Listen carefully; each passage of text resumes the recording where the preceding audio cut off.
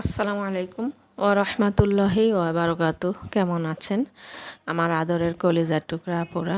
আল্লাহ সবাইকে ভালো সুস্থ রাখার তৌফিক দান করুন, এই দোয়া সবসময় করছি এবং আপনাদের দোয়া আশীর্বাদে আমিও ভালো আছি আলহামদুলিল্লাহ। আল্লাহর কাছে শুকরিয়া জানাচ্ছি। আপুরা, আজকে আমি বেল আলুর ভর্তা বানাবো।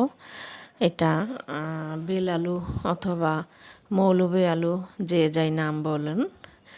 তো এই বেল আলুর ভর্তা আজকে আমি প্রথমবারের মতো করব, দেখি কেমন লাগবে খেতে। তো আমি এটা সিদ্ধ করেও নিয়েছি, তা আমি এখন ছিলে নিব। এই দেখুন, খুব সুন্দর আপুরা সিদ্ধ হয়ে গেছে এবং ছিলে নিচ্ছি।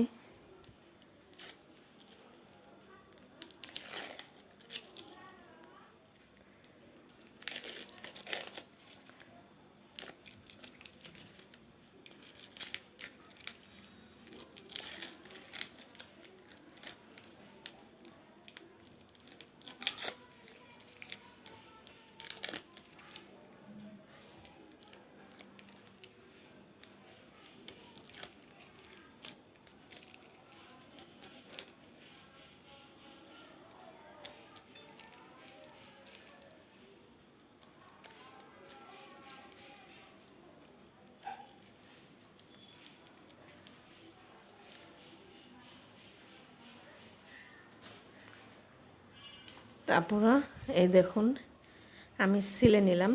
এইভাবে করে আমি এটাও ছিলে নিব। আপুরা, আমি বেল আলু ছিলে নিলাম, এবারে আমি ভর্তা করব।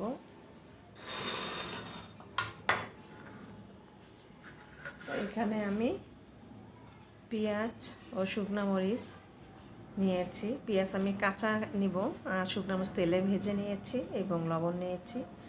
আমি মুখে নেব এবারে।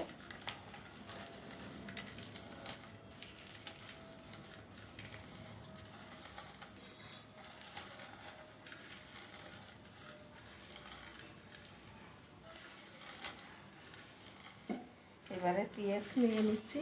পেঁয়াজ আমি নিয়ে নিলাম।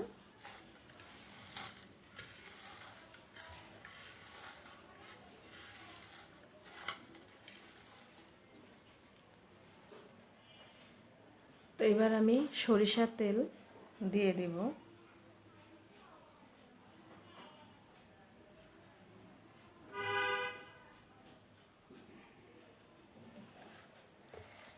দিয়ে দিলাম সরিষার তেল।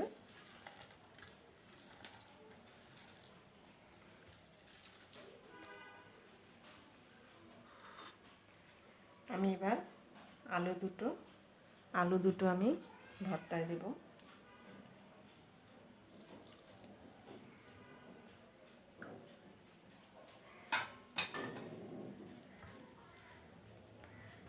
এই দেখুন আপুরা, কত সুন্দর একটা কালার।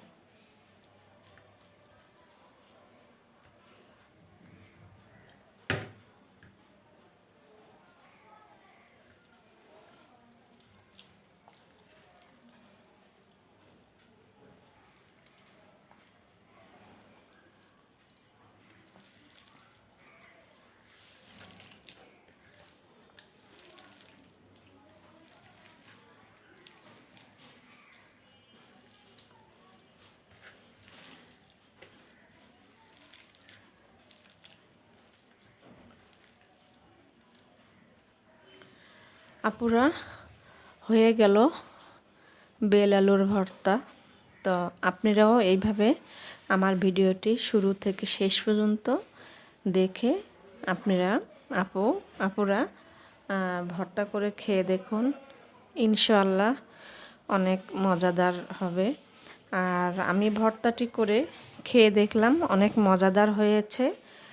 এই প্রথমবারের মতো আমি ভর্তাটা করছি। তো আপনারাও এইভাবে করে খেয়ে দেখুন। আশা করছি আপনাদের পরিবারের সবাই পছন্দ করবে। তো আপুরা, আমার বেল আলুর ভর্তার ভিডিওটি যদি আপনাদের কাছে ভালো লেগে থাকে অবশ্যই কমেন্ট করে জানাবেন, লাইক দিন এবং বেশি বেশি করে আমার ভিডিওকে সাপোর্ট করে শেয়ার করে দিন।